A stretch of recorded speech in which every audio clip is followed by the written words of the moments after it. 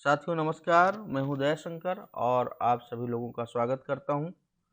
मित्रों, बेसिक शिक्षा विभाग के स्कूलों को बंद हुए लगभग 11 माह हो गए, लेकिन कभी बेसिक शिक्षा विभाग ने ठहराव नहीं महसूस किया।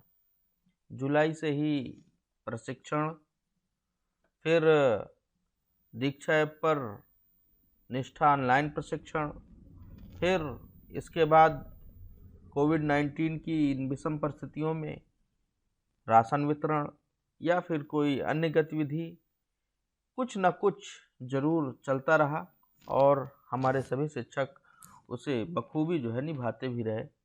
बीच बीच में इरिटेशन भी हुआ कि हमारे विद्यालय खुल जाएं तो ज़्यादा बेहतर है,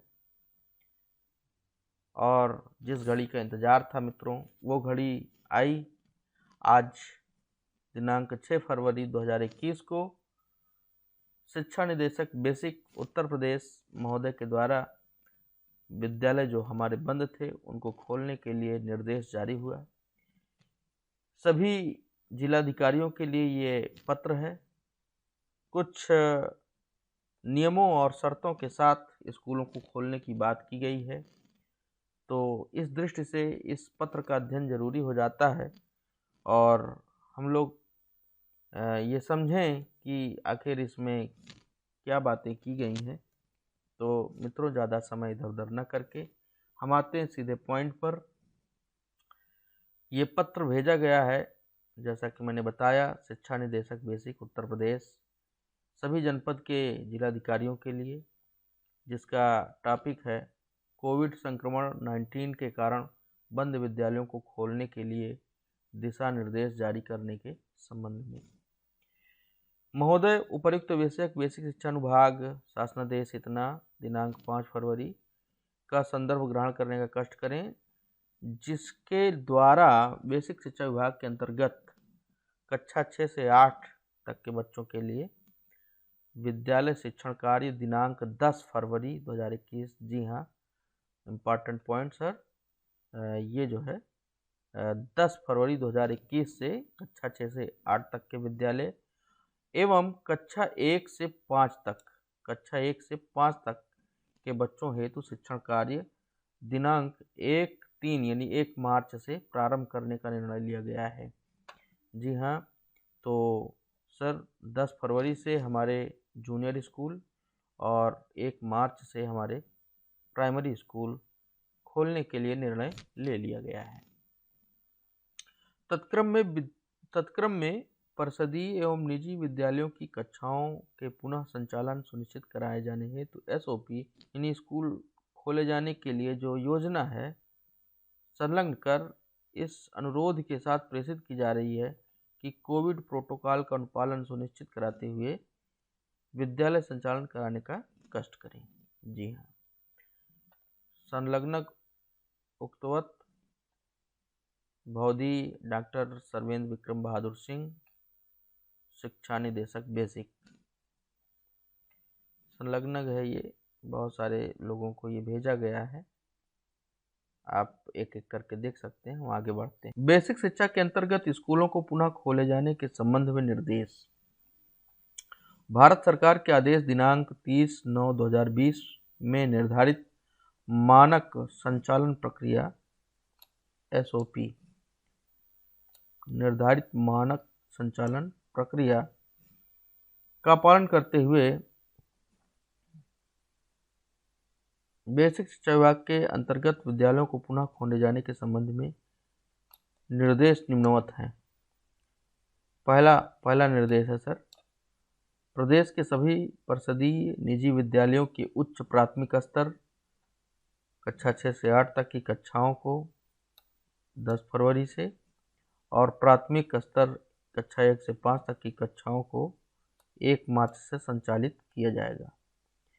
दूसरा पॉइंट है सर, स्कूल शिक्षा और साक्षरता विभाग, शिक्षा मंत्रालय, भारत सरकार द्वारा निर्गत मानक संचालन प्रक्रिया जिस प्रकार लागू हो के आधार पर विद्यालयों को पुनः खोलने हेतु स्वास्थ्य एवं सुरक्षा संबंधी सावधानी बरतने के लिए दिशा निर्देशों का पालन किया जाए। अब इसमें क्या क्या बात हो रही है? विद्यालय खोलने के पूर्व की तैयारी। विद्यालय कैंपस एवं सभी कक्षाओं के फर्नीचर, उपकरण, स्टेशनरी, भंडार कक्ष, पानी की टंकी, किचन, बाथरूम, प्रयोगशाला। जी हाँ, देखिए सर, इसमें कई चीज़ें आ रही हैं। विद्यालय कैंपस, सभी कक्षाओं के फर्नीचर, उपकरण, स्टेशनरी, भंडार कक्ष, पानी की टंकी, किचन, वॉशरूम, प्रयोगशाला, लाइब्रेरी आदि की सफाई एवं विसंक्रमित कराया जाना सुनिश्चित किया जाए। इस सबको स्टरलाइज किया जाए। फिर पॉइंट 1 है, विद्यालय में हाथ की साफ सफाई की सुविधा क्रियाशील करना है। दूसरा, डिजिटल थर्मामीटर, सैनिटाइजर, साबुन आदि की व्यवस्था सुनिश्चित करना है। विद्यालय की परिवहन व्यवस्था आरंभ किए जाने के पूर्व सैनिटाइजेशन सुनिश्चित करना है।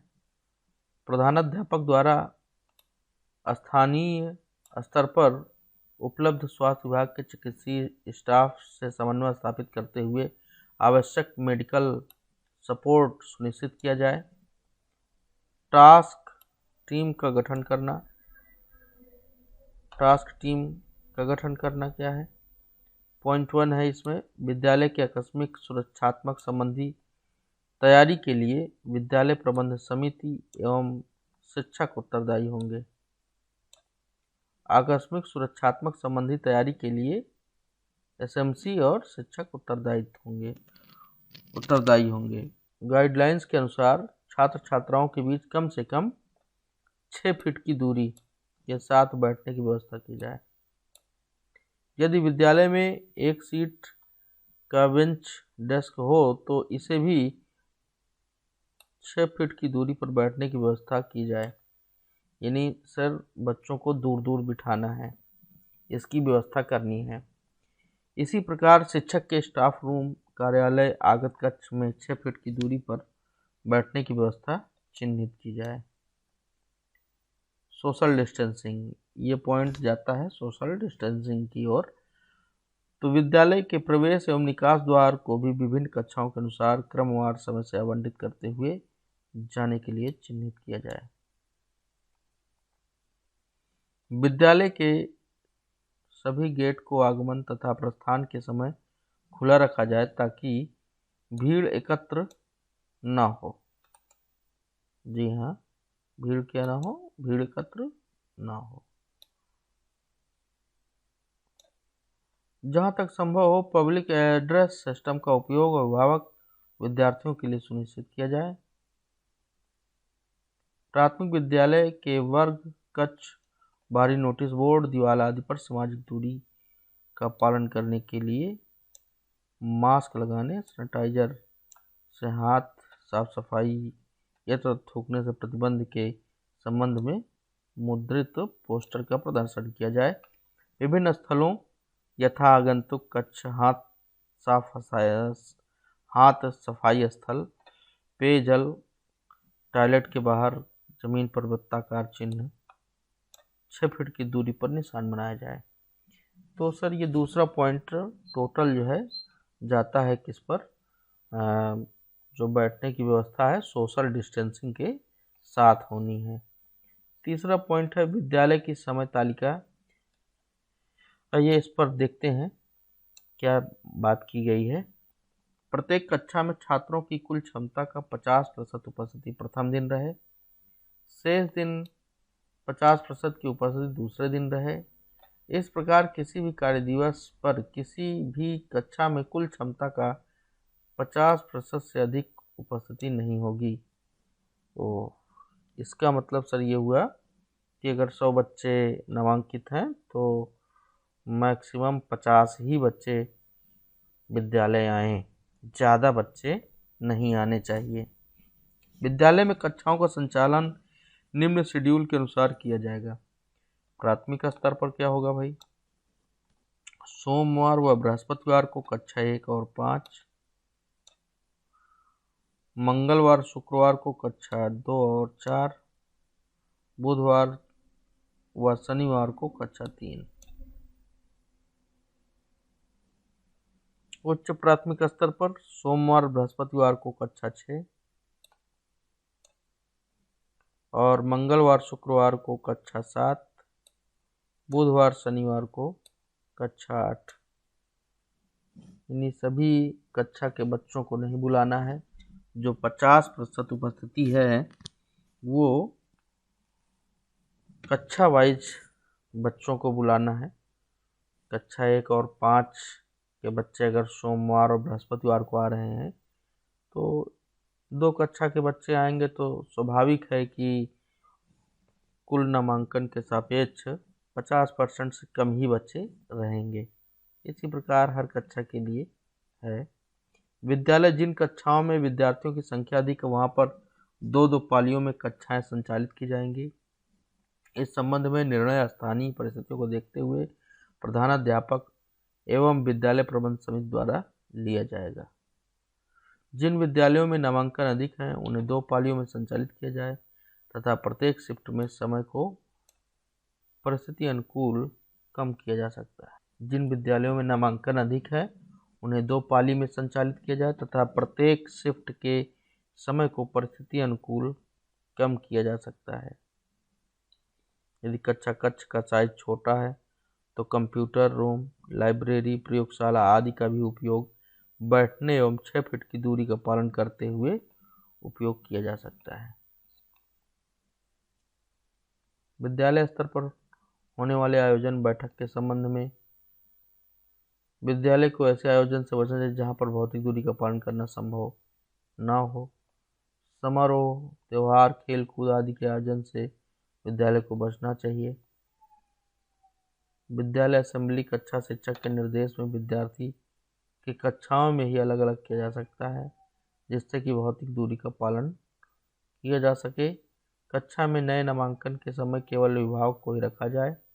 बच्चों को अभिभावक के साथ आने से मुक्त रखा जाए।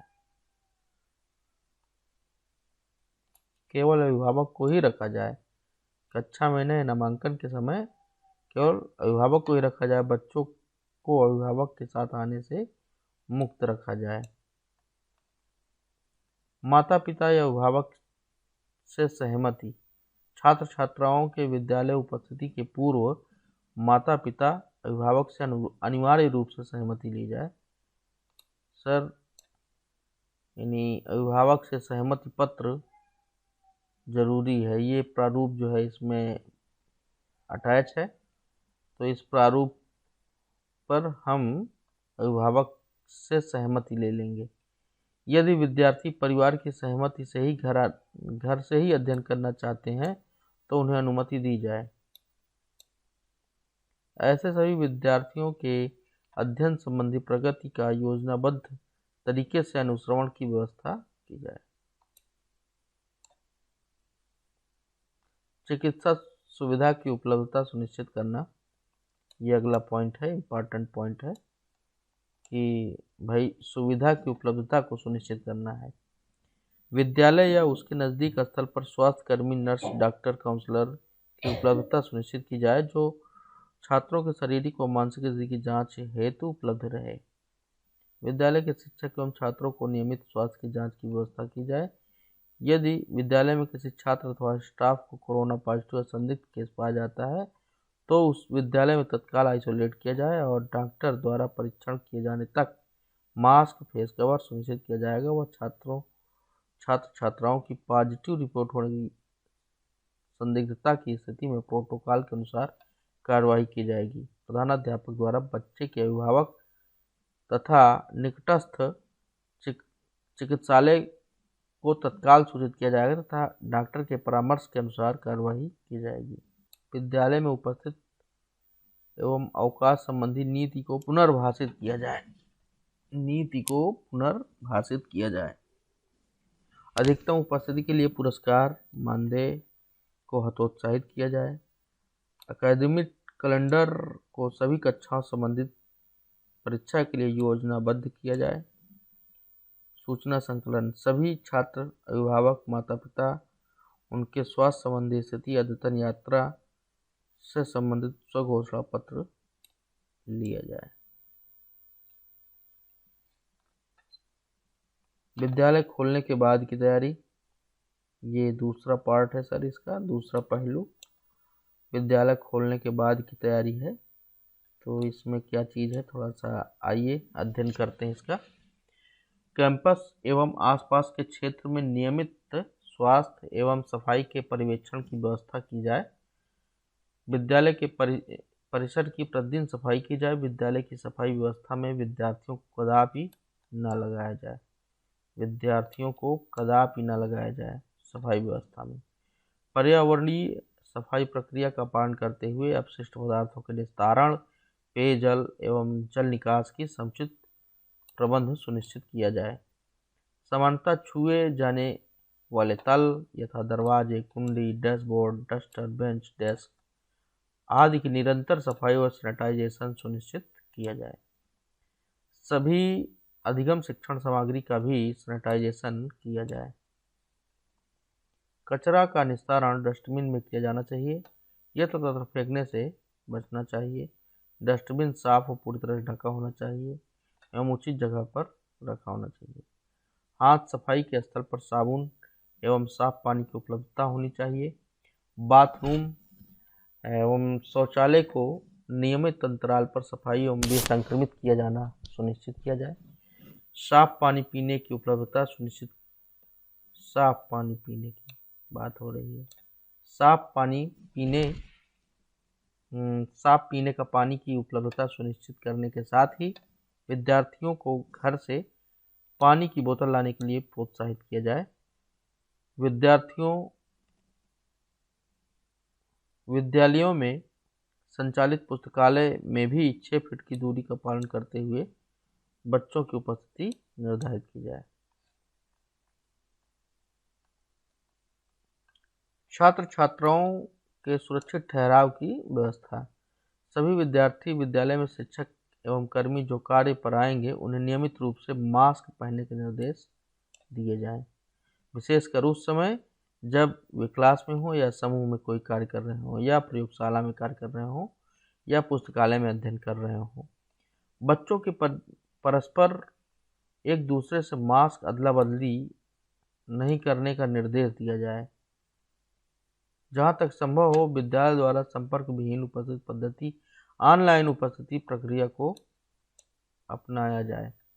सभी बच्चों के नाक, आँख, कान, मुंह आदि छूने से बचने एवं कफ, सर्दी, बुखार आदि के बारे में जानकारी दी जाए। यथातथ थूकने पर प्रतिबंध लगाया जाए। सभी सफाई स्टाफ वर्कर के लिए आवश्यक उपकरण यथा ग्लव्स, फेस कवर, मास्क, हाथ धोने साबुन की उपलब्धता सुनिश्चित की जाए। विद्यार्थियों द्वारा पुस्तकें, नोटबुक, पेन, भोजन आदि एक दूसरे से साझा नहीं किया जाए।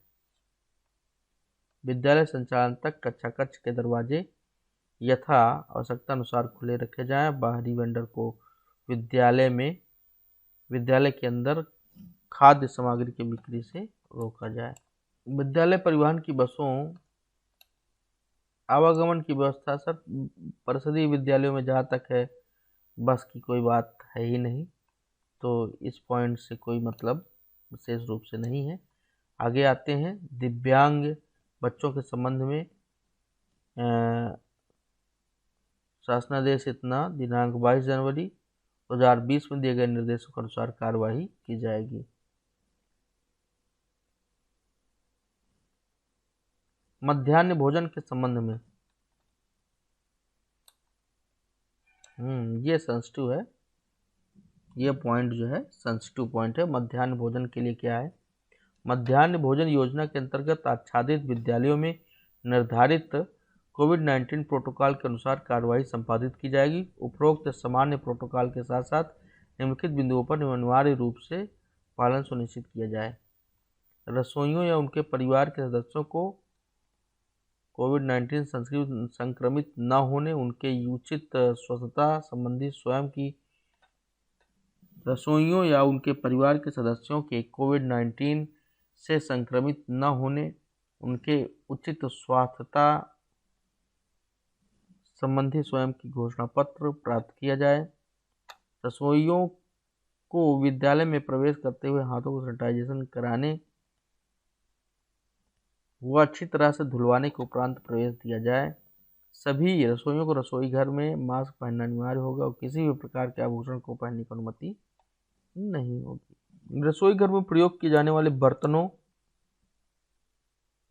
खाद्य अन्य भोज्य पदार्थों का इस्तेमाल करने से पूर्व अच्छी तरह से साफ किया जाना सुनिश्चित किया जाना है। भोजन वितरण से पूर्व बच्चों को पंक्तिबद्ध रूप में निर्धारित दूरी का अंतराल रखते हुए उनके हाथों को साबुन से धुलवाया जाएगा तथा पूर्व निर्धारित स्थान पर उचित दूरी के अनुसार बच्चों को पंक्तिबद्ध रूप में बैठाकर भोजन परोसा जाए। यानी यहाँ पर भी सोशल डिस्टेंसिंग। धुलवाने के बाद उन्हें किसी कपड़े में पोंछने के बजाय हवा में सुखाने के लिए प्रेरित किया जाएगा। भोजन के उपरांत बच्चों द्वारा पुनः मास्क लगा लिया जाएगा। मध्याह्न भोजन के पूर्व एवं पश्चात हाथ धुलने की समय भी 6 फीट की दूरी का अनुपालन सुनिश्चित किया जाए। भोजन पकाने की प्रक्रिया में एकत्रित कूड़े को ढक्कनदार डस्टबिन में डाला जाए। पानी की निकासी की व्यवस्था की जाए। ये तो हो ही गया है। प्रवासी मजदूरों के बच्चों के संबंध में दिए गए निर्देशों को अनुसार कार्रवाई की जाए। सर अब ये है लास्ट में जो छात्र छात्राओं की भौतिक उपस्थिति हेतु अभिभावकों से लिया जाने वाला सहमति पत्र, ये सहमति पत्र है और ये सहमति पत्र को